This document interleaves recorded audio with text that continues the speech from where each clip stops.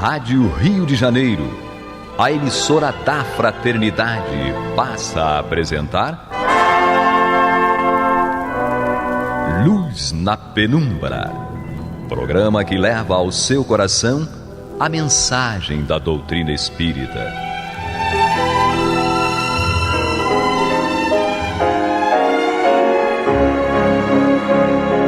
E com vocês, João Batista, para o estudo de O Livro dos Espíritos, da obra codificada por Allan Kardec.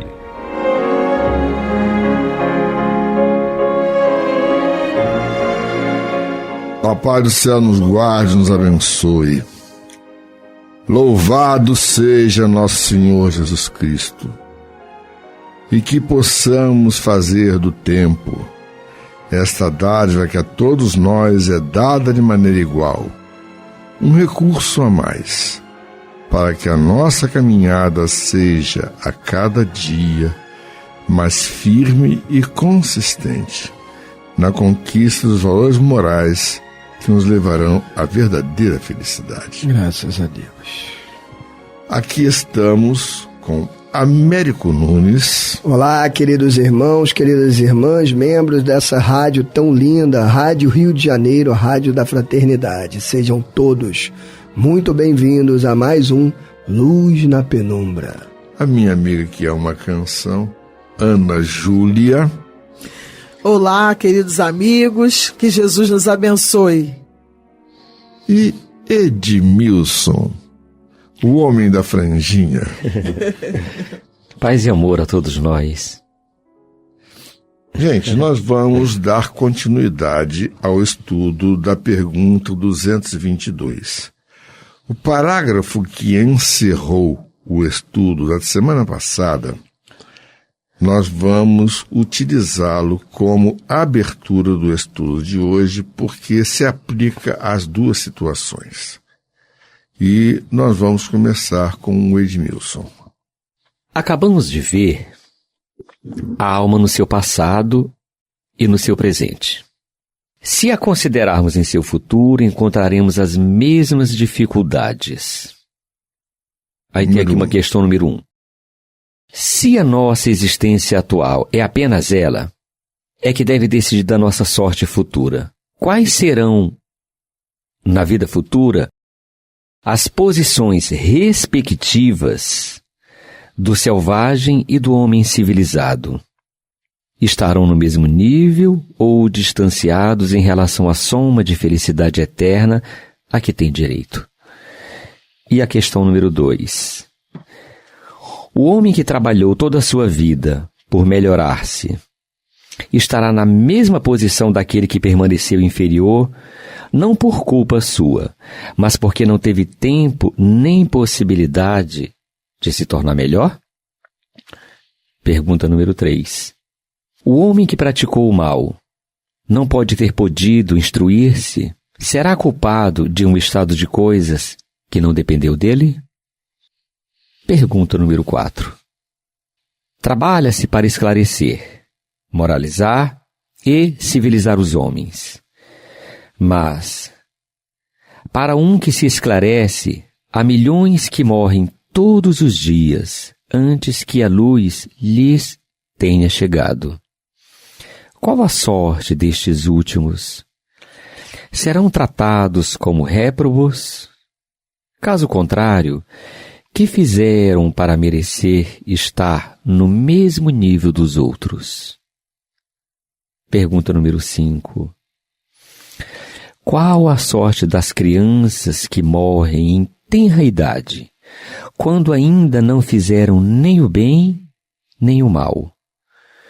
Se estiverem entre os eleitos, por que esse favor, se nada fizeram para o merecer? Em virtude de que privilégio estarão isentas das tribulações da vida? Aí tem aqui um comentário. Não, só até né? no caminho. Que eu não vou fazer o comentário, né? Vou apenas, quando eu digo fazer o comentário, eu estou me referindo à leitura, tá? Eu vou estender que essas 5 perguntas que foram lidas, existem 1 milhão de outras perguntas que nós nos fazemos no nosso dia a dia.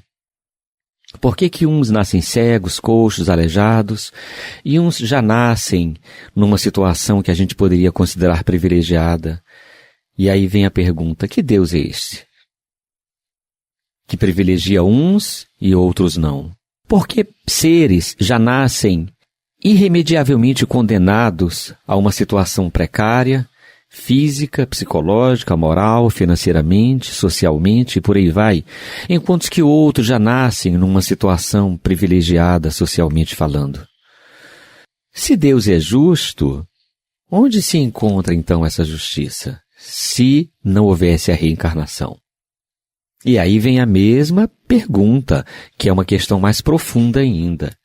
Ora, se uns já nascem numa situação muito complicada, né, socialmente falando, e por conta dessa situação acaba cometendo desvios, essa pessoa vai ser condenada eternamente no inferno? E outros que, por não precisarem passar por dificuldades e foram amparados familiarmente, socialmente, financeiramente, e por esse motivo evitou que resvalasse no crime, ele vai ser então, quando partir dessa, vai gozar então eternamente num céu ouvindo os anjos tocarem harpas? Onde é a justiça divina? Onde a imparcialidade desse Deus? Então essas são questões que naturalmente nós nos fazemos no dia a dia. Tem um livro espírita que o título do livro é Por que comigo? E as perguntas, e nós nos fazemos essas perguntas. Por que comigo? E geralmente nos fazemos essa pergunta quando a dor nos visita o coração, quando as dificuldades se interpõem no nosso caminho e as pedras da nossa caminhada dificultam, né? Quando o nosso caminho é íngreme e escarpado, quando a dor se torna uma fera e ela vem e com as suas unhas de aço nos segura e aperta a nossa garganta nos sufocando. E aí vem a filosofia espírita que nos explica que, na verdade, tudo existe uma lei de causalidade e que todo efeito ele é proporcional a uma causa que o produziu e que esse efeito, a causa de determinados efeitos, elas podem sim ser longínquas, às vezes até milenares. Cabe uma pergunta adicional. Tá? Por que reencarnamos? Reencarnamos talvez para poder permitir que se junte bondade e justiça. Porque em uma única vida não haveria possibilidade. Ou eu teria que abrir mão da justiça, e como ele diz aqui em algumas perguntas, na primeira e na segunda, e colocar aqueles que trabalharam para o seu melhoramento no mesmo nível de receber as mesmas coisas que aquele que não trabalhou, ou eu teria que abrir mão da bondade divina e permitir que aquele que não trabalhou ficasse eternamente sofrendo. Então reencarnamos para que Deus mostre a sua bondade, a sua justiça, porque nós precisamos, todos nós, termos as chances necessárias para chegarmos ao caminho da felicidade. Bom, essa é a sua resposta. Não, Júlia. Qual seria a resposta sua a esta pergunta? Por que reencarnamos? São várias motivações. Olha, para repararmos o mal feito, para aprendermos, para reconhecermos, porque muitas vezes nós praticamos o mal, mas a gente nem tem conhecimento, não tem ideia de que foi um mal feito. Então é uma nova oportunidade. Eu encaro a reencarnação sempre como uma nova oportunidade e de conquista, né? Para resolvermos questões pendentes. Então, é uma grande misericórdia, acho assim que é o ponto fundamental, né? Aliás, é um dos princípios básicos da doutrina espírita, é realmente o ponto fundamental, porque é uma oportunidade que nos é dada e, assim, uma oportunidade com muita misericórdia. Porque imagina, quer dizer, vou dar um exemplo, eu matei uma pessoa, e essa pessoa agora retorna na posição de meu filho na encarnação atual. E aí, uma das prerrogativas é o esquecimento do passado. Então, isso é uma bondade, porque imagina se eu tivesse o tempo todo na minha mente que eu fiz um mal àquela pessoa, né? Haveria um grande constrangimento. O trabalho, e vice-versa. O trabalho seria mais complicado. Então, a reencarnação é, assim, uma grande bênção e bondade. A bondade de Deus, assim, para com todos, né? Para com todos nós. Isso aí eu acho que fecha com a fala de um amigo meu, que sempre diz o seguinte: nós reencarnamos para aprender a amar. E a grande resposta dele é essa.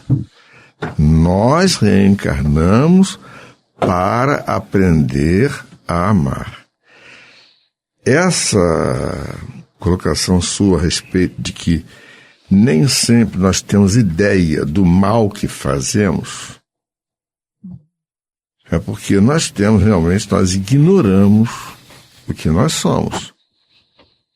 Ela lê a pergunta 918, 919 e encontra a resposta nessas duas, daqui no Livro dos Espíritos mesmo. É por isso que Kardec ele fala pra gente, né?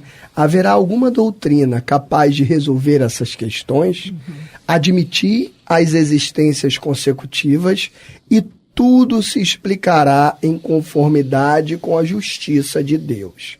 O que não se pôde fazer numa existência, faz-se em outra.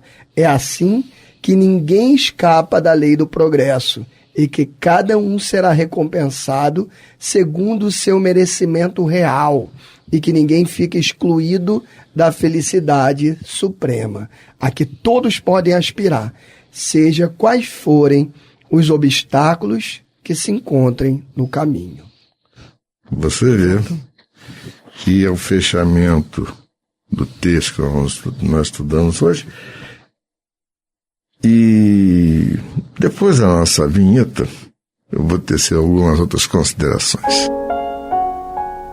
Você está ouvindo pela Rádio Rio de Janeiro o programa Luz na Penumbra, com o estudo de O Livro dos Espíritos, na apresentação de João Batista.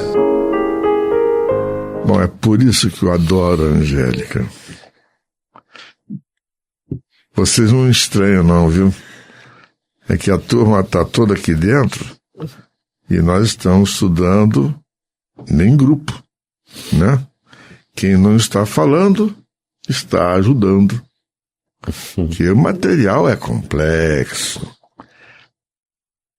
Eu vou contar uma experiência que eu vivi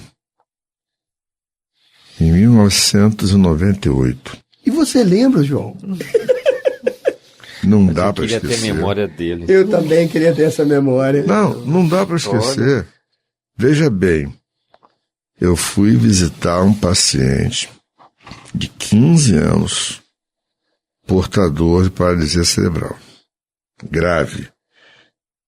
Ele estava totalmente contraído, já tinha sofrido diversas intervenções para poder corrigir a postura dele, não conseguiu, porque eu morava num lugar, sem brincadeira, o espaço que nós temos aqui no estúdio agora, aqui para nós, era o tamanho da moradia do menino, com a mãe e mais 5 irmãos. Não tinha janela, tinha uma porta com rótula, para poder entrar alguma ventilação. E era numa área bastante violenta. E foi muito interessante que quando eu entrei a primeira vez lá, bom dia, tal, junto com a equipe, ela, eu conheço a sua voz. Conhece? Eu sou sua fã. Eu escuto Luz na Penumbra. Meu Deus do céu. A criatura morando num local que eu não aguentaria ficar 24 horas. E ela passando a vida inteira com 6 filhos, sozinha. E trabalhando como faxineira. A patroa dela mostrou para ela um dia o programa gravado, ela gostou. Então, a patroa passou a gravar todos os programas de segunda-feira e ela passou a escutar regularmente. Até o aparelhinho de vídeo de cassete que a patroa deu para ela. Gente, eu fico pensando aqui no seguinte, nós falamos em tese, mas, por exemplo, como a Ana Júlia falou, nós podemos cometer o mal, não é só por ação. Podemos cometer o mal por omissão. Está dentro do Livro dos Espíritos aqui. E muitas vezes nós cometemos o mal por omissão porque desconhecemos as tarefas que nos são combinadas para fazer todo o bem que esteja ao nosso alcance. E aí você para e reflete que se eu tive um bom pai, uma boa mãe, que me deram exemplos, que me levaram para conhecer a doutrina espírita, tá? Ninguém me forçou a nada, eu simplesmente fui me identificando com alguns grupos e fui tocando a vida até hoje. E é interessante que a cada dia eu descubro mais um BO que eu estou devendo por aí. Não entenderam? BO é registro policial de crime cometido, viu? O negócio é isso. É um BO espiritual. Eu tenho BO espiritual. De montão, ó. Essa é boa. Honesta, minha folha corrida quilométrica. Sem brincadeira. Como disse uma pessoa uma vez, numa palestra, nosso passado não nos recomenda. Nós, espíritas, estamos na última chance de nos cristianizar. Porque nós não podemos dizer, depois de desencarnar, que não sabíamos. E, aliás, João, quem disse isso foi o próprio Cristo, né? Que ele disse pra gente que aquele que fizer coisas dignas de açoites e souber, lhe serão dadas muitas chicotadas.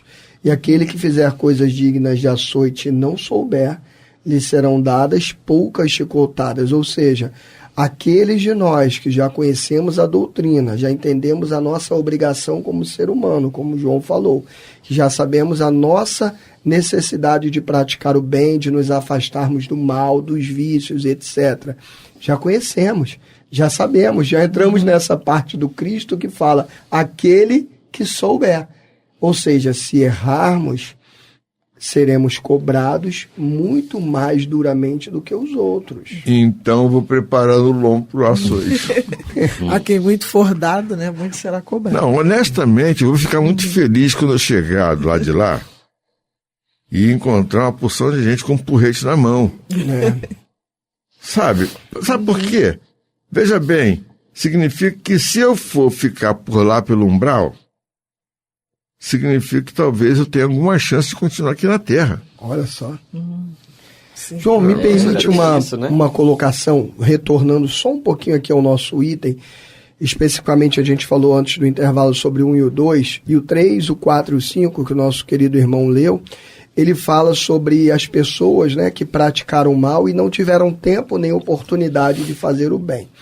E nós aprendemos, né, na doutrina espírita, e depois que nós aprendemos, nós começamos a nossa melhora, a nossa reforma íntima.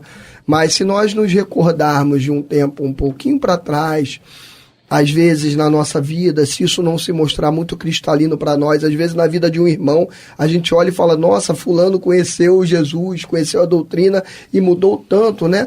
E a gente imagina o seguinte, que é essa questão que é trazida aqui. Se essa pessoa, nós ou esse nosso irmão, tivesse morrido, como ele usa o termo aqui, em tenra idade, né, em idade mais jovem, às vezes ainda criança ou até jovem mesmo, adolescente, não conheceu ainda e não teve oportunidade de se reformar.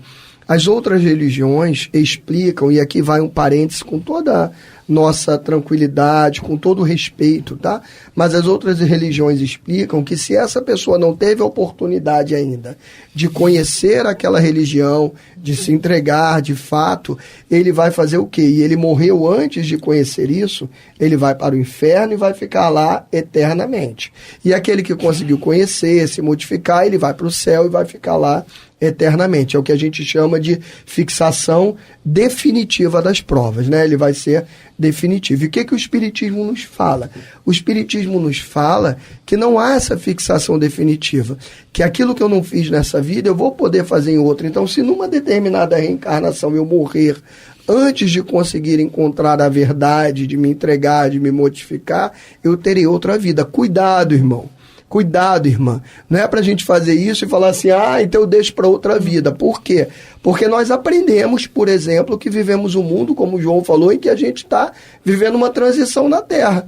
E muitas das vezes, aqueles que não conseguem evoluir ao ponto de vir à Terra nesse novo plano, que será de regeneração, vão ser colocados em planetas inferiores. Então, assim, o nosso momento é agora, já conhecemos. Então, para nós que já conhecemos, o tempo está correndo para que a gente se modifique, faça logo a reforma moral. E para aqueles que ainda não conheceram, é Deus dando essa oportunidade de novas reencarnações, ainda que seja em planos inferiores, para poder fazer aquilo que não fizeram na reencarnação anterior. Aí é o caráter consolador e justo da doutrina espírita. Por isso que os espíritos explicam aqui que não há outra doutrina ou não há qualquer doutrina que, sem admitir a reencarnação, tenha condição de consolidar a justiça e a bondade. Porque ou Deus vai ser bom e não justo, ou seja, vai dar o bem para todo mundo, independente do que a gente faça, isso não seria justo. Ou Deus seria justo e falaria, não, acabou essa vida, agora você vai para o céu e você vai para o inferno. E aí não seria bom, porque não daria uma segunda oportunidade. Todo pai bom dá uma segunda oportunidade. Só a reencarnação dá esse caráter consolador, essa possibilidade de nós fazermos aquilo que nós não fizemos na outra vida. Gente, o que está exposto já foi devidamente analisado por todos nós. Como o nosso tempo está se encerrando, tá?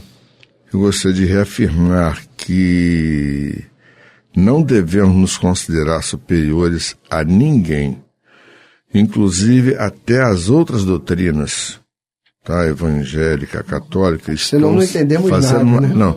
Estão fazendo uma revisão de fatos. E eu tenho uma gratidão muito grande pelo pastor Tito, da Igreja Batista, ao lado do meu consultório, por causa do seguinte: ele convocou a congregação inteira para orar por mim quando eu estava internado com Covid no CTI. E eu passei 4 anos para poder encontrar com ele, para poder agradecê-lo. Então, quando a gente vê pessoas assim, a gente vê que Papai do Céu está junto de todo mundo. Quando o Bielzinho esteve no CTI também, tiveram vários pastores orando. Exatamente. Então vamos agradecer isso. Que a paz do céu nos guarde, nos abençoe. Que louvado seja nosso Senhor Jesus Cristo. E que possamos aproveitar o tempo para caminhar mais rapidamente na direção da evolução, que é onde nós vamos encontrar a verdadeira felicidade. Graças a Deus. Graças a Deus. Você está ouvindo o programa Luz na Penumbra.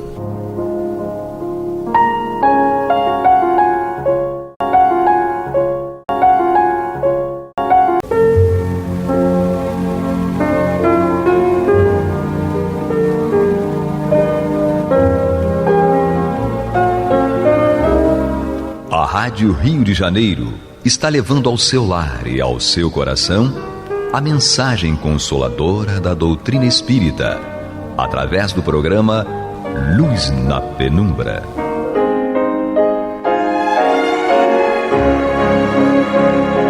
E com vocês, Antônio de Pádua Barbosa, para comentar o Evangelho segundo o Espiritismo, da obra codificada por Allan Kardec. Boa noite, minhas amigas, meus amigos. Estamos de volta ao programa Luz da Penumbra para darmos continuidade ao estudo do Evangelho segundo o Espiritismo de Allan Kardec. Nós estamos em seu capítulo 13. Não saiba a vossa mão esquerda o que dê a vossa mão direita. E nós hoje, dando sequência às instruções dos Espíritos, nós vamos iniciar pelo item 11, que tem por título A Beneficência, uma mensagem de Adolfo, bispo de Argel, em Bordeaux, 1861. Nosso irmão diz o seguinte: a beneficência, meus amigos, dar-vos-á nesse mundo os mais puros e suaves deleites, as alegrias do coração que nem o remorso nem a indiferença perturbam. Pudesses compreender tudo o que de grande e de agradável encerra a generosidade das almas belas, sentimento que faz olhe a criatura às outras como olha a si mesma e se dispa, jubilosa, para vestir o seu irmão. Pudesses, meus amigos, ter por única obrigação tornar felizes os outros, quais as festas mundanas que poderias comparar às que celebrais quando, como representantes da divindade, levais alegrias a essas famílias que da vida apenas conhecem as vicissitudes e as amarguras? Quando vedes nelas os semblantes macerados refulgirem subitamente de esperança, porque, faltos de pão, os desgraçados ouviam seus filhinhos ignorantes de que viver é sofrer, gritando repetidamente a chorar essas palavras que, como agudo punhal, se lhe enterravam nos corações maternos. Estou com fome. Oh, compreendei quão deliciosas são as impressões que recebe aquele que vê renascer a alegria onde um momento antes só havia desespero. Compreendei as obrigações que tendes para com os vossos irmãos. Ide ao encontro do infortúnio, ide em socorro, sobretudo das misérias ocultas, por serem as mais dolorosas. Ide, meus bem-amados, e tende em mente estas palavras do Salvador. Quando vestirdes a um desses pequeninos, lembrai-vos de que é a mim que o fazeis. Caridade, sublime palavra que sintetiza todas as virtudes. És tu que hás de conduzir os povos à felicidade. Praticando-te, criarão eles para si infinitos gozos no futuro, e quando se acharem exilados na terra, tu lhes serás a consolação, a prelibar das alegrias de que fluirão mais tarde, quando se encontrarem reunidos no seio de Deus, de amor. Foste tu, virtude divina, que me proporcionaste os únicos momentos de satisfação de que gozei na terra.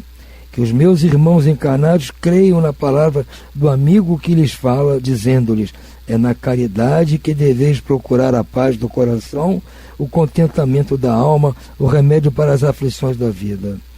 Oh, quando estiverdes a ponto de acusar a Deus, lançai um olhar para baixo de vós, vede de misérias aliviar, que de pobres crianças sem família, que de velhos sem qualquer mão amiga, que os ampare e lhes feche os olhos quando a morte os reclame.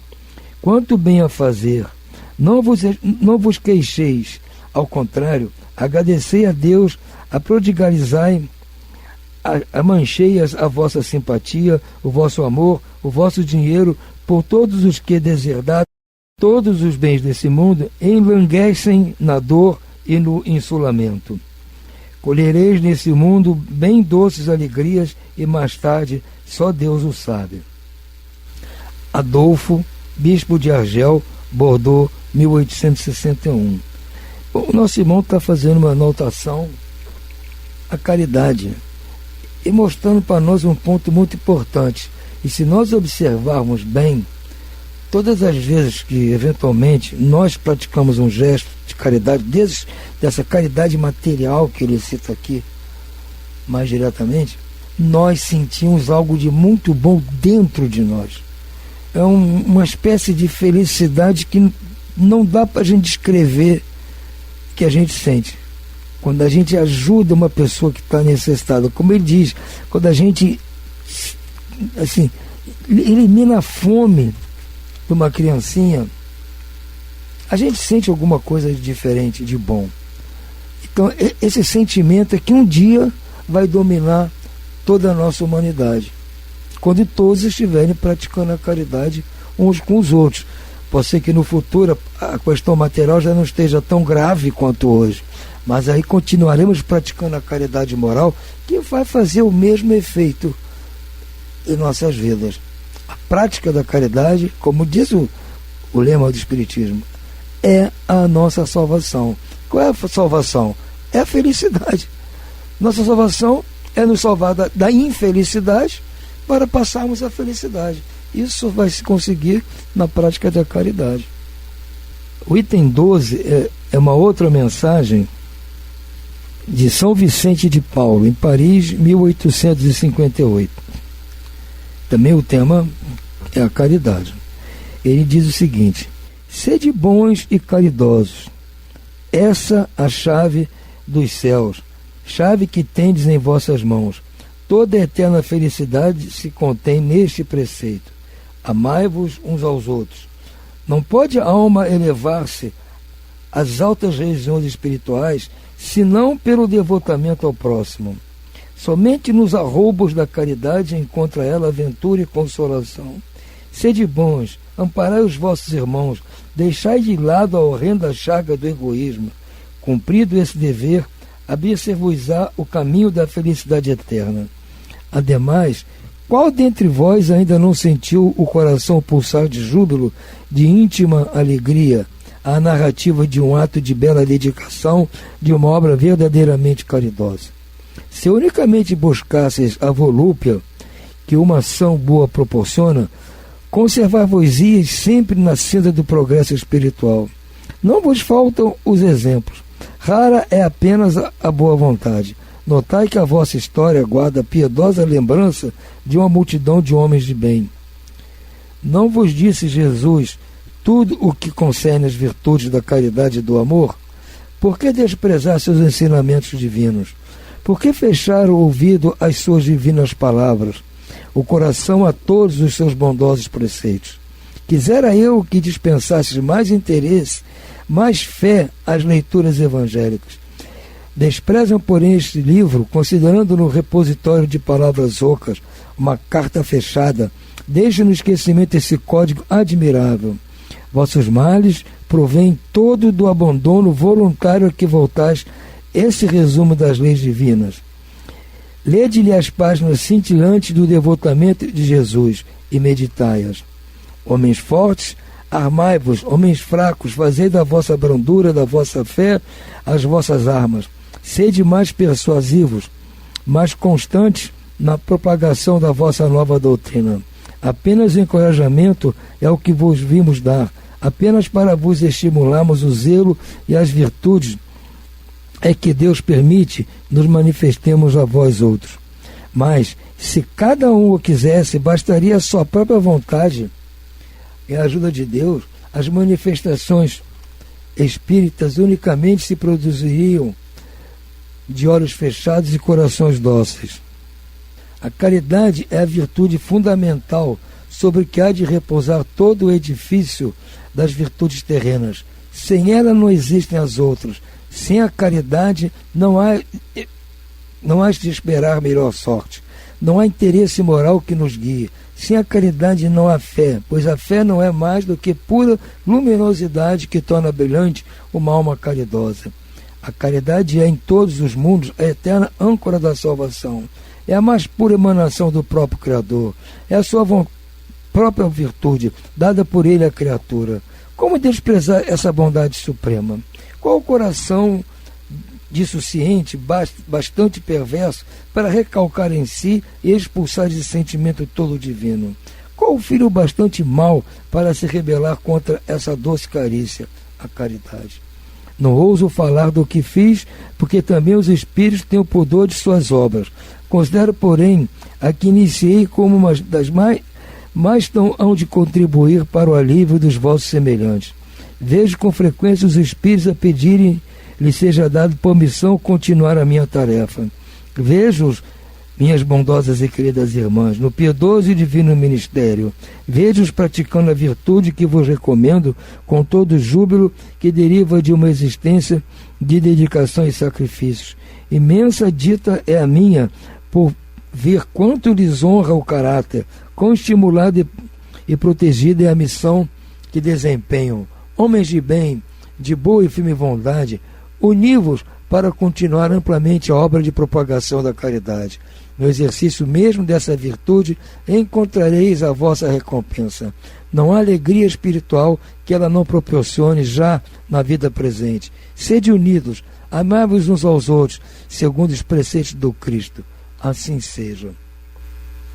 São Vicente de Paulo, em Paris, 1858. Bom, vocês notaram que ele está fazendo referência à obra que ele criou quando encarnado aqui. Claro, São Vicente, quando encarnado, ele criou uma ordem de caridade, de irmãs de caridade, freiras de caridade, que hoje tem o nome de Irmãs Vicentinas, porque era uma obra dedicada exclusivamente à prática da caridade, à ajuda aos necessitados. E existe até hoje, né, as freiras, as irmãs de caridade da ordem vicentina. Então ele fala, não vai chamar atenção para isso, mas ele fica feliz de ver que muitos espíritos, muitos irmãos encarnados, fazem questão de dar continuidade à obra. Ele está enaltecendo essas irmãs que trabalham e trabalharam, e estavam naquela época trabalhando e continuam até hoje trabalhando nessa obra de caridade que ele fundou. Ele está enaltecendo para nós a prática da caridade, gente. E nós um dia vamos nos convencer disso.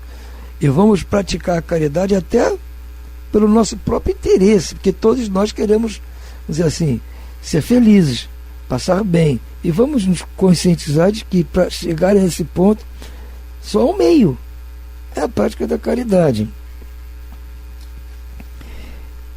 E é por isso que nós vamos dar continuidade aqui ao nosso estudo de hoje, com esse item 13, que é uma mensagem de Caritas, que foi uma irmã martirizada em Roma.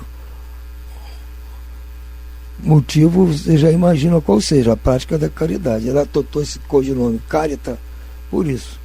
Então ela nos manda aqui uma mensagem. Chamam-me caridade, sigo o caminho principal que conduz a Deus. Acompanhai-me, pois conheço a meta a que deveis todos visar. Dei esta manhã meu giro habitual, e como o coração amargurado, venho dizer-vos, meus amigos, que de misérias, que de lágrimas, quanto tendes de fazer para secá-las todas. Em vão procurei consolar algumas pobres mães, dizendo-lhes ao ouvido, coragem, há corações bons que velam por vós, não sereis abandonadas, paciência, Deus está lá, sois dele amada, são suas eleitas. Elas pareciam ouvir-me e volviam para o meu lado os olhos arregalados de espanto. Eu lhes lia o semblante que seus corpos, tiranos do espírito, tinham fome e que, se é certo que as minhas palavras lhes serenavam um pouco os corações, não lhes reconfortavam os estômagos. Repetia-lhes, coragem, coragem. Então, uma pobre mãe, ainda muito moça, que amamentava uma criancinha, tomou nos braços e a estendeu no espaço vazio, como a pedir-me que protegesse aquele entezinho que só encontrava num seio estéril insuficiente alimentação. Alhures vi, meus amigos, pobres velhos sem trabalho, em consequência sem abrigo, presas de todos os sentimentos de penúria e envergonhados de sua miséria, sem ousarem, eles que nunca mendigaram, implorar a piedade dos transeuntes.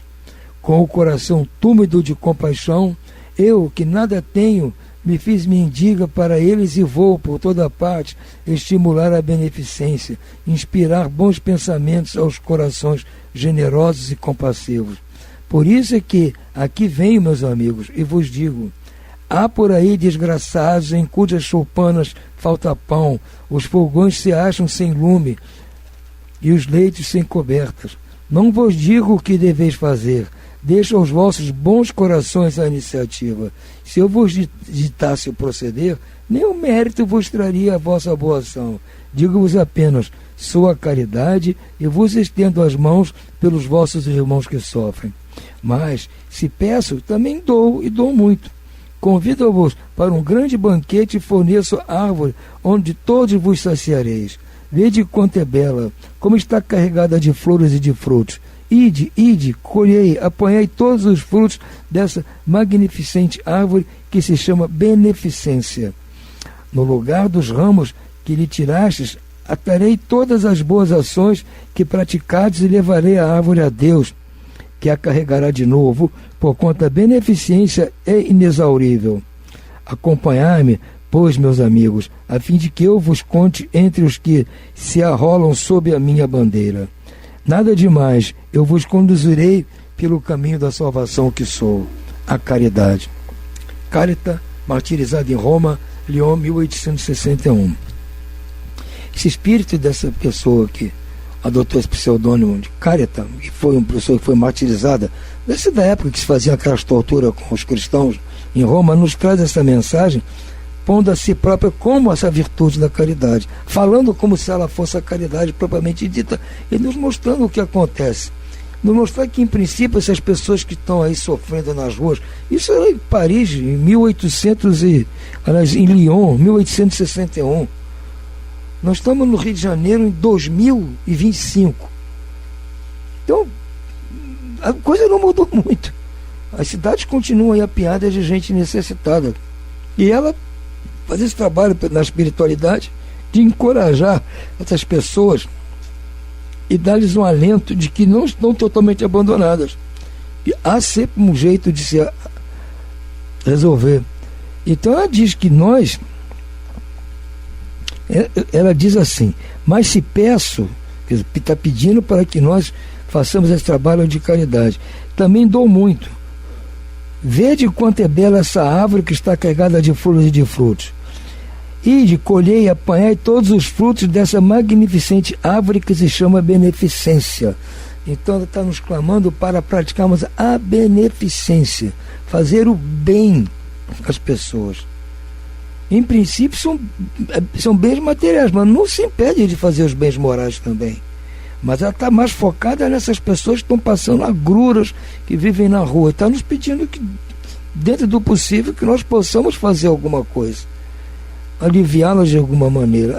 Vocês podem ser Antônio, mas tem muita gente aí que engana, que está ali, que não está fingindo. Bom, mas aí a caridade está vendo. A caridade que vê a gente dá, também vê aquela pessoa receber.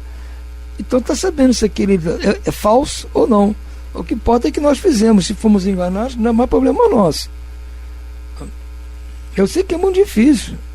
Você está andando na rua, parece aquela situação, você não sabe se para, se ajuda, se pode ser vítima de alguma coisa qualquer. É muito complicado para nós.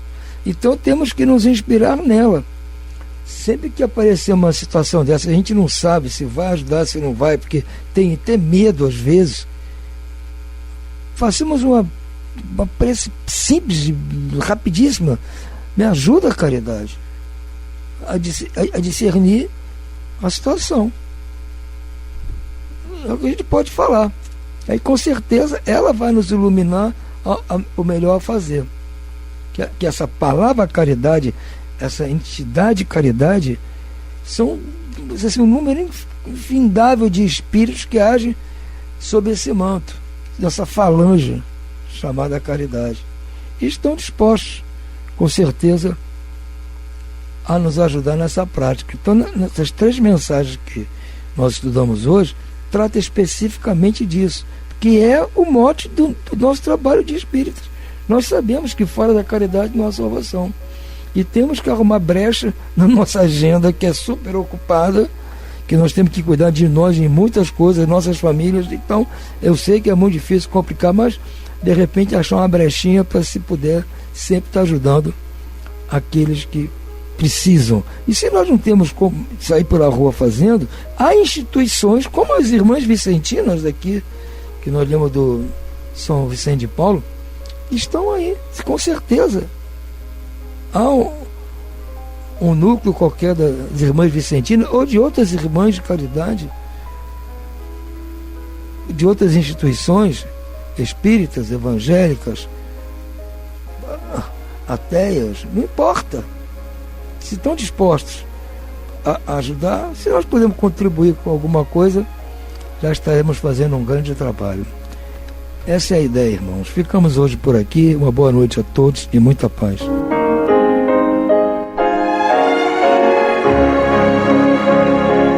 E vamos ouvir agora a prece de encerramento de nosso programa, na voz de Geraldo de Aquino. Jesus, dá-nos coragem para a luta, piedade para os insultos e misericórdia para as injustiças e ingratidões. Limpa nossa alma de inveja e ambições mesquinhas, de ódio e de vingança o nosso caminho. E que dentro em pouco, ao recolher-nos de novo ao calor do nosso leito, para que o sono nos dê a paz e o esquecimento das tristezas humanas, possamos sentir, Senhor, no mais íntimo de nosso ser, a doçura indefinível do Teu amor e a grandeza incomparável da Tua divina presença. Que assim seja.